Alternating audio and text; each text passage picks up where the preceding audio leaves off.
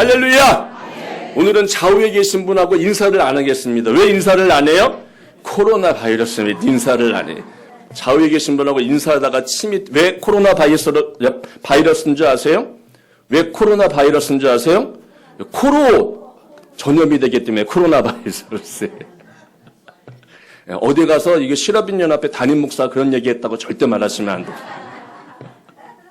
우리가 호흡기를 통해 가지고 이제 감염이 되는 거기 때문에 무서운 것이죠. 우리가 치사율은 이제 메르스, 지난번에 있었던 메르스보다는 크지 않지만은 그래도 이게 코로 전염되는 거기 때문에 순식간에 번지는 전염병, 매우 무서운 전염병입니다. 벌써 우리나라 확진자가 11명에 달한다고 합니다. 어저께만 해도 6명이었는데요. 하룻밤 자고 나니까 금방 11명으로 늘어났습니다. 이 문제는 1차 확정 감염자에서 끝나면 좋은데 이게 2차, 그러니까 3차, 막 4차, 5차 이렇게 막 퍼져나가는 것이 전염되는 것이 그 무서운 것이죠.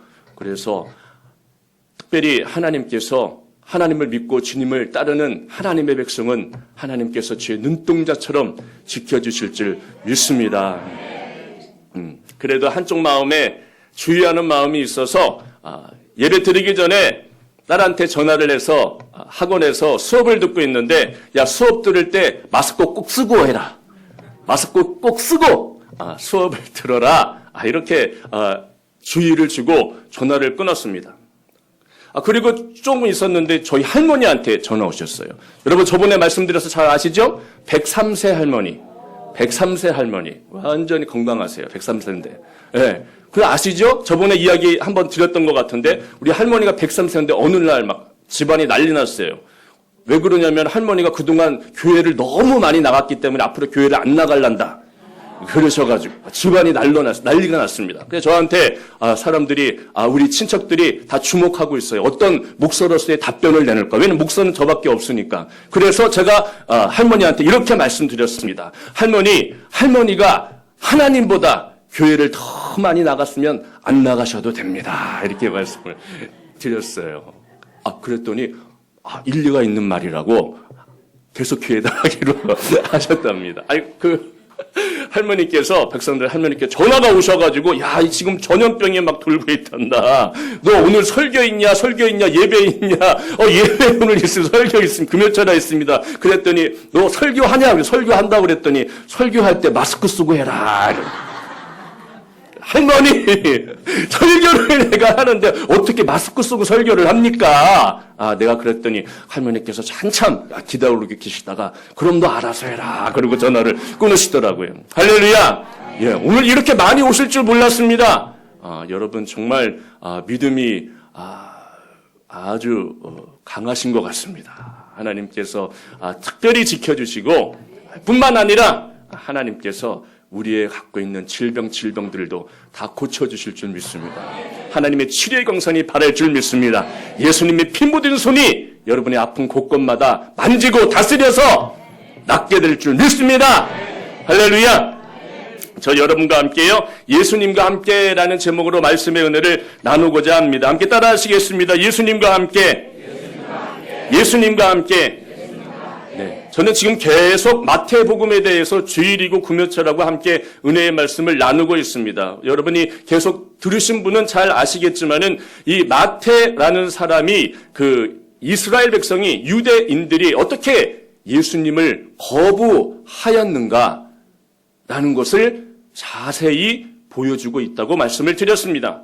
그래서 이 마태는 유대인들의 거부가 어디에서부터 시작되었나라는 것을 말할 때에 세례 요한으로부터 시작하고 있습니다. 우리가 알고 있는 세례 요한은 신약의 선구자이자 예수님 메시아의 길을 예비한 선구자이기도 합니다. 그럼에도 불구하고 왜 마태는 이 유대인들의 예수님에 대한 거부를 세례 요한으로부터 시작하고 있을까요? 왜냐하면 세례 요한은 예수님의 길을 예비한 자이기는 하지만 여전히 구약의 뜰을 밟고 있었습니다. 그의 기준은 구약이었기 때문에 구약에서 제시하는 그러한 예수님, 메시아가 아닌 예수님을 보고 감옥에 있을 때에 의심을 하게 됩니다. 그래서 그 제자들을 예수님께 보내어서 자기가 보라! 하나님의 어린 양이로다! 라고 말했던 그 세례 요한조차도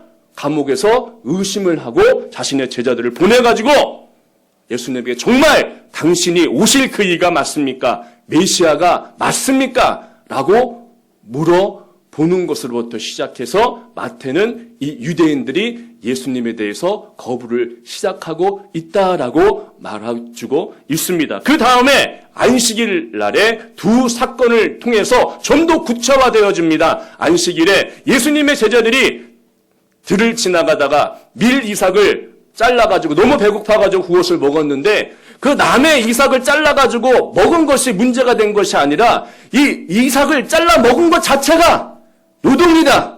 안식일 제4계명을 너희가 어겼다라는 것이었습니다.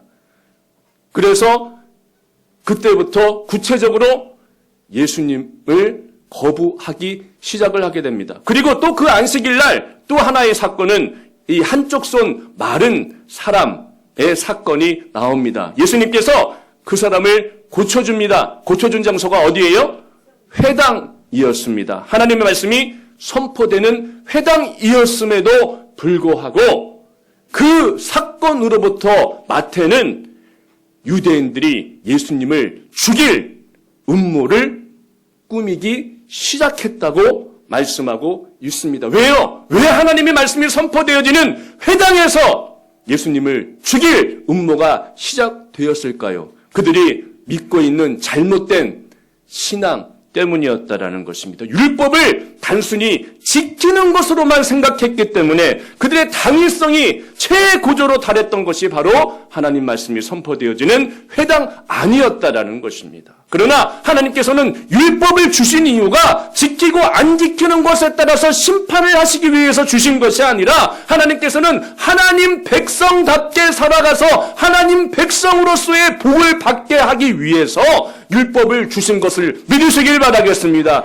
하나님께서는 우리에게 생명을 주시되 풍성해 주시는 하나님이신 것을 믿으시길 바라겠습니다. 하나님께서는 살리시는 하나님이시기 때문에 그래서 자신의 독생자 외아들 예수 그리스도를 이 땅에 보내주심으로 또한 그를 통하여서 죄의 허물로 죽을 수밖에 없던 우리 인류를 살려내신 것입니다. 믿으십니까? 예수님께서는 그 하나님의 뜻에 순종하고 이 땅에 오셔서 십자가에 못 박히시고 우리의 모든 죄를 청산하셨기 때문에 영원히 죽을 수밖에 없는 우리를 하나님께서 살리신 것입니다. 믿으십니까? 하나님은 살리시는 하나님이시고 예수님도 살리시는 주님이신 것을 믿으시기를 예수님의 이름으로 축원드리겠습니다. 그러나 그 율법의 본뜻 하나님의 마음을 모르고 이스라엘 백성은 율법을 지키기 위해서 그 당위성에 묶이고 매여 있었기 때문에 결국은 그 하나님 말씀이 선포되어지는 성전에서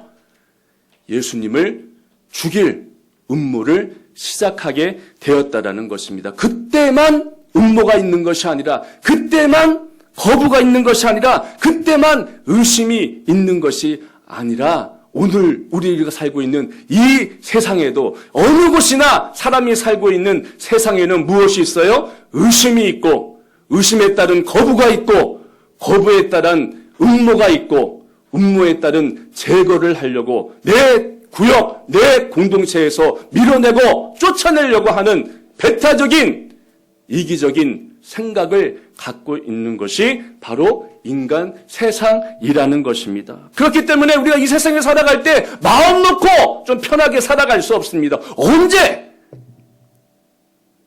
내가 이곳을 떠나면은 저 사람들이 나를 뒤에서 욕할지를 모르고 언제 내가 이곳을 떠나면 저 사람들이 나에 대해서 이상한 비방을 할 줄 모르기 때문에 요즘에 세 사람만 모이면 화장실에 못 간대요. 화장실에.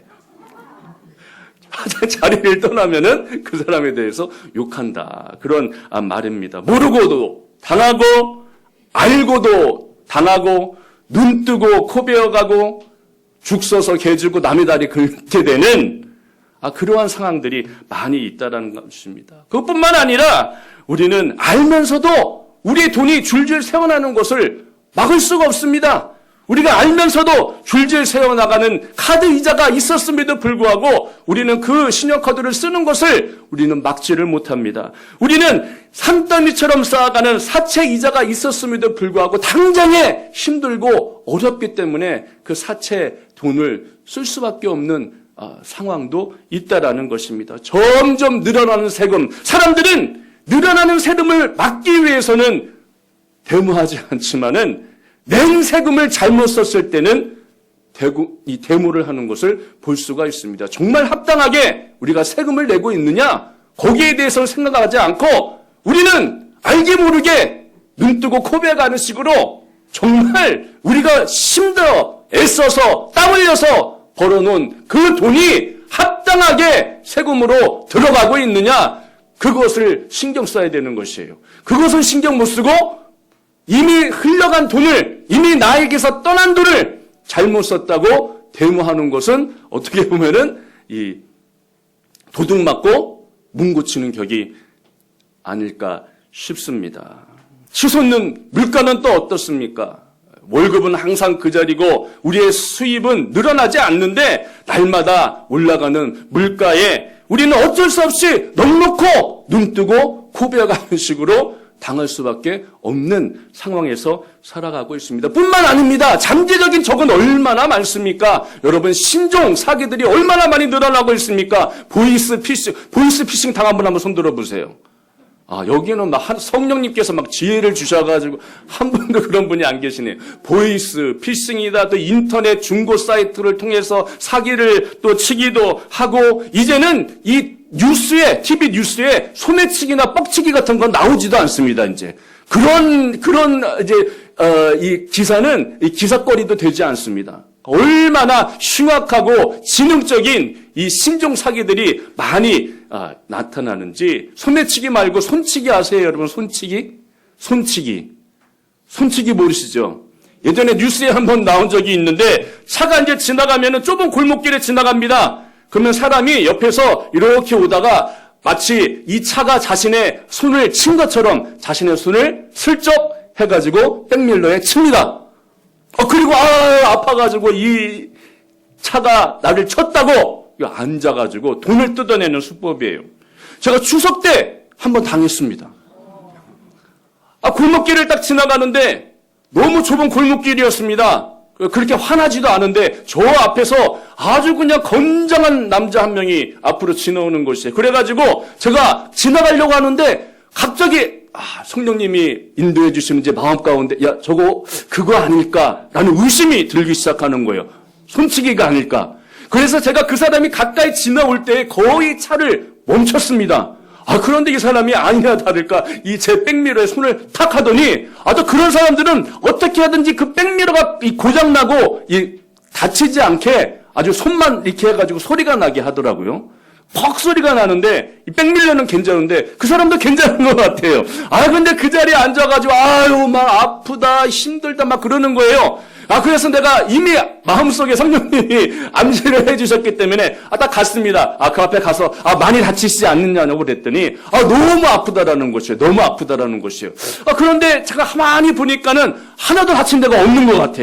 왜? 일부러 그러는 줄 알고 아저씨 저 앞에 CCTV 보이지 않냐고. 보인다고. 다 찍혔다고. 아저씨 일부러 그런 거 다 알고 있다고. 그랬더니 무슨 일부러 그러냐고 발뺌을 하는 거예요. 그래요? 그러면 경찰서 같이 갈까요?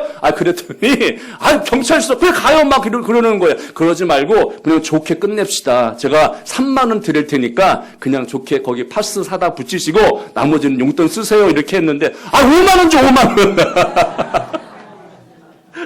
그러는 거예요. 그래서 제가 그냥 경찰을 부를 수도 있는 상황이었지만은 그렇게 하지 않고 3만 원 줘서 그냥 보냈어요. 인심 쓰는 생각으로 3만 원을 주고 그냥 보냈습니다. 얼마나 세상이 악한지 그런 여러 가지 신종 사기 방법으로 여러 가지 방법으로 범행을 저지르는 것을 우리는 볼 수 있습니다. 뿐만 아닙니다. 그러한 일들이 많이 있으니까는 우리는 또 그런 것에 당하지 않으려고 그런 것을 속아 넘어가지 않으려고, 사기당하지 않으려고 매 거기에다가 조심하고 주의하고 있다 보니까 실제로 우리가 조심하고 주의해야 할 것을 주의하지 못하게 됩니다. 손에 핸드폰을 들고 있어도 핸드폰이 어디 있는지 계속 찾을 때가 있고요. 이 키를 꼽아놓고 주위를 두리번거리면서 키를 찾을 때가 있습니다. 또 어떤 분은 열심히 가다가 이게 그냥 문이 없는 줄 알고 유리복을 받아가지고 뒤로 자빠지기도 하고요. 제가 성계에 저번에 한 번에 갔는데, 일본 성계에 갔는데, 유리를 갖다가 반짝반짝하게 기술적으로 닦아놨는지 유리가 있는지 없는지를 모르겠는 거예요. 아니나 다를까 우리 아는 장로님 한 분이 그냥 가다가 거기 유리가 없는 줄 알고 지나가다 그냥 박아가지고 뒤로 발랑 자빠지셨는데, 제가 가가지고 얼른 일으켜드리고 싶었어요. 그런데 제가 경험이 있기 때문에 그냥 가서 일으켜드리지 않고 가만히 상황을 봤습니다. 보니까는 많이 다치시지 않은 것 같아. 많이 다치시면 코피도 나고 좀 일으켜지는데, 보니까 많이 다치시지 않는 것. 내가 만약에 그 상황에 가가지고, 괜찮으세요, 장로님? 그러면 그 장로님이 더 무안할 것 같은 거예요. 그래가지고, 가만히 보고, 괜찮을 것 같아서, 그냥 지나쳐, 간 적이 있습니다. 우리가 정말 신경 써야 될 것, 그런 것에 우리가 신경을 못 쓰게 하는 많은 세상에, 크고 작은, 이러한, 알고도 또 당하는 그러한 일들이 많이 있다라는 것입니다. 그러면서 생각하기에 마치 이 세상은 놀부와 같다라고 뭐와 같아요? 네, 놀부와 같다는 생각을 했습니다. 명절 때 놀부전을 들었는데, 이 세상이 우리를 대하는 것이 마치 놀부 같다는 생각을 했습니다. 잠깐 적어왔는데 너무 재밌습니다. 놀부 같아요. 눈두렁에다가 구멍 뚫기, 호박에 말뚝박기, 우물에 똥 누기, 우는 아기 볼기치기, 늙은 영감 덜미 잡기, 빚값에 계집 뺏기, 불 붙는데 부채질하기, 똥 싸는 놈 주저앉히기. 제가 하는 말이 아니라 그 놀부전 판소리에 이런 것들이 나와 있더라고요. 얼마나 그 심술궂은 심법입니까? 그런데 오늘 살고 있는 이 세상 가운데 많은 사람들이 그와 같이 심술궂게 다른 사람을 사기치고 거짓말하고 또 그 사람의 여러 가지 약하고 연약한 부분들을 파고들어가지고 그 사람의 삶을 흔들어 놓는 것을 볼 때 굉장히 안타까운 생각이 들 때가 많이 있습니다. 그럼에도 불구하고 우리는 잠언서 19장 21절처럼 사람의 마음에 많은 계획이 있어도 오직 야훼의 뜻이 완전히 서리라 라는 말씀처럼 많은 크고 작은 사람의 악한 깨와 계획이 있다 할지라도 오직 하나님의 계획만이, 하나님의 말씀만이, 주님의 뜻만이 온전히 쓰기에 할렐루야, 우리는 하나님의 그 뜻을 붙잡고 하나님의 그 말씀을 붙잡고 그 하나님의 능력의 말씀이, 생명의 말씀이 오늘 나를 지켜줄 것을 믿고 믿음으로 전진해 나가는 줄 믿으시기를 예수님의 이름으로 축원드리겠습니다. 얼마 전에 손인식 목사님, 베델 한인교회 목사님, 원로 목사님의 설교를 들은 적이 있습니다. 이 목사님이 처음에 이제 볼티모어에 있는 한 700명 정도 되는 교회의 부목사로서 한 7년 동안 섬겼습니다. 얼마나 부목사 생활이 좋고 즐겁고 행복하든지 정말 이곳이 너무 좋다, 다른 곳으로 가지 않았으면 좋겠다, 그런 생각을 했습니다. 그런데 어느 날 그만 이 담임 목사님께서 이 서울로 가시게 되는 사건이 생겼습니다. 그 담임 목사님이 서울에 가시면서 이 부목사인 우리 손인식 목사님이 이 교회의 담임 목사로 적합하다라고 이야기를 하고 그리고 서울로 떠났습니다. 그때부터 그런데 환란이 오기 시작한 것이에요. 성도들이 이 목사님이 어디 가서 신방을 하면은 신방 가가지고 자기가 담임 목사 되려고 캠페인한다고 그렇게 사람들한테 구설수에 오르게 하고 또 열심히 이 하나님의 말씀을 강의하다가 너무 자신의 은혜가 돼가지고 울면서 강의를 하면 그걸 보고 이 사람한테 읍소 작전을 펼쳐가지고 자기가 담임 목사 하려고 한다고 이런 이야기를 퍼뜨리고 구설수에 오르고 하는 것입니다. 그래도 이 우리 목사님은 하나님의 뜻이면 내가 이곳에서 어떠한 고난과 역경이 있다 할지라도 사역을 하겠습니다. 기도하고 있는데 이번에는 장로님들이 오셔가지고 그렇게 말씀하시는데 하루는 이 목사님이 앞에서 설교를 하시고 난 다음에 내려갔는데 한 서울에 나온 장로님께서 딱 오시더니 목사님은 다 좋은데 목소리가 틀렸어. 목소리가. 이 목사님이 앞에서 설교하는데 그런 목소리로 어떻게 담임 목사로서 설교를 하려고 그럽니까? 라고 큰 상처를 준 거예요. 근데 사실 이 목사님의 간증을 들어보니까 이 목사님은 사실 그동안 목소리 때문에 인기가 좋았던 목사님이셨어요.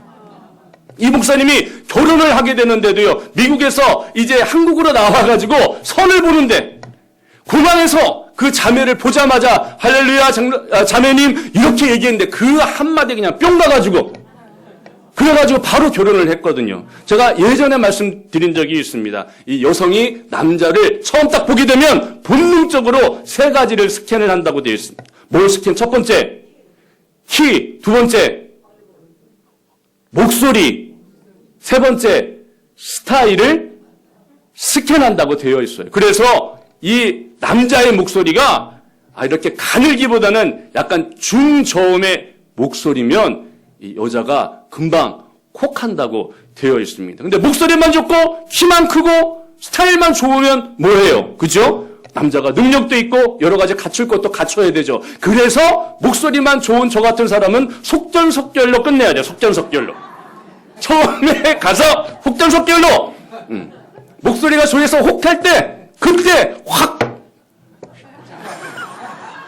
잡아쳐야 돼. 그때 잡아쳐야 돼. 그렇지 않으면 나중에 다 가진 거 다 드러납니다. 그러면 그때 가서는 떠나가도 어떻게 손쓸 방법이 없어요. 이 손희진 목사님의 목소리가 그렇게 좋으셨던 것 같아요. 평소에 목사님 왜 그렇게 목소리가 좋으세요? 이렇게 들었던 이 목사님인데 그날따라 설교하고 내려갔는데 목사님 그 목소리가 뭡니까? 어떻게 설교자가 그런 목소리를 하고 있습니다. 너무 상처를 받아가지고 이 목사님이 안 되겠다.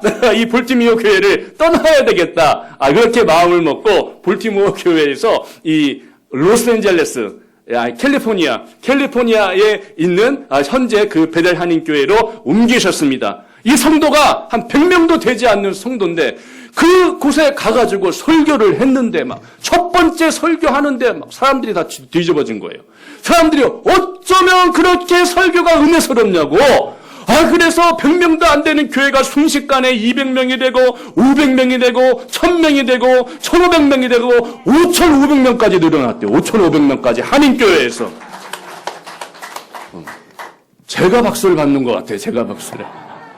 5500명까지 늘어난 것입니다. 첫날 가가지고 설교를 하는데 설교를 끝나고 내려가서 이 문 앞에서 성도님들하고 악수를 하는데 권사님 한 분이 오셔가지고 눈물이 콧물이 범벅이 돼가지고 목사님 손을 붙잡으시면 목사님 설교 듣기도 전에 얼마나 은혜가 되는지 얼마나 그 목소리가 은혜가 되는지 모르겠다고. 이 볼티모어의 교회에서는 목소리가 그게 뭡니까? 라고 했는데 이 캘리포니아에 있는 한인 베델교회에서 부임한 데서는 목소리만 들어도 어떻게 해요? 은혜가 된다고 그런 이야기를 들었습니다. 하나님께서 우리를 인도하실 때 그곳이 우리가 좋게 보인다 할지라도 하나님께서는 하나님의 계획과 섭리 안에 그 분을 하나님의 인도하심에 따라 인도해 주시는 것이에요. 내가 좋다 할지라도 하나님께서 그것을 떼어내면 순종하고 하나님께서 인도하시는 곳으로 가야 되는 것임을 믿으시기를 바라겠습니다. 요셉이 그랬습니다. 요셉이 이 창세기 50장 중에 가장 많은 14장을 할애해서 그 풀스토리로 그 인생의 풀스토리를 그려냈던 그 요셉이 그랬습니다. 34장에 시작해서 이미 요셉은 41장에 성공했습니다. 세상의 말대로 성공했어요. 오늘날로 말하면 미국과 같았던 당시에 이 애굽의 이집트의 총리까지 올라갔고 총리요 그냥 총리입니까? 왕은 사실 허울뿐이었고 모든 이집트의 재반 업무를 이 관장하고 결정하는 것을 누가 해요? 요셉이 하게 되는 어마어마한 축복을 받고 성공했던 사람입니다. 그러나 창세기는 그 41장에 끝나고 있지를 않아요. 창세기는 몇 장에 끝나요? 50장에 끝나고 있는 것을 우리가 알 수 있습니다. 50장에 어떤 이야기가 나옵니까? 50장에 이 요셉이 그렇게 성공했음에도 불구하고 야 나를 죽이려고 구덩이에 파놓았던 그 형님들 내가 이렇게 잘됐으니 이렇게 힘과 권력이 있었으니 내가 이렇게 성공했으니 본때를 보여주리라 어깨 피고 의시되리라 그렇게 생각하지 않았다라는 것입니다. 요셉의 아버지였던 야곱이 죽고 난 다음에 이 형들이 얼마나 오금이 저렸던지 야 이제 아버지가 죽었으니 저 요셉이 이제 우리를 모두 다 잡아가지고 죽일지도 모른다 그런 두려움 가운데 있었는데 그때 요셉은 어떻게 합니까? 요셉은 그때에 울었더라라고 기록하고 있습니다. 할렐루야. 복수에 들끓어서 저 사람들 다 죽여야 되겠다 이러한 마음이 있었던 것이 아니라 오늘 성경에서는 그 말을 들은 요셉이 울었더라라고 기록하고 있는 것입니다. 할렐루야. 그리고 19절에 요셉이 그들에게 이르되 두려워하지 마소서 내가 하나님을 대신하리이까 당신들은 나를 해하려고 하였으나 하나님은 그것을 선으로 바꾸사 오늘같이 많은 백성들의 생명을 구원하게 하려 하셨나이다. 할렐루야. 이것이 바로 주님이 주시는 승리인 것을 믿으시길 바라겠습니다. 우리 예수 그리스도를 믿는 자들은 성공에 목표를 두면 안 됩니다. 성공을 하고 난 다음에 뭘 해야 돼요?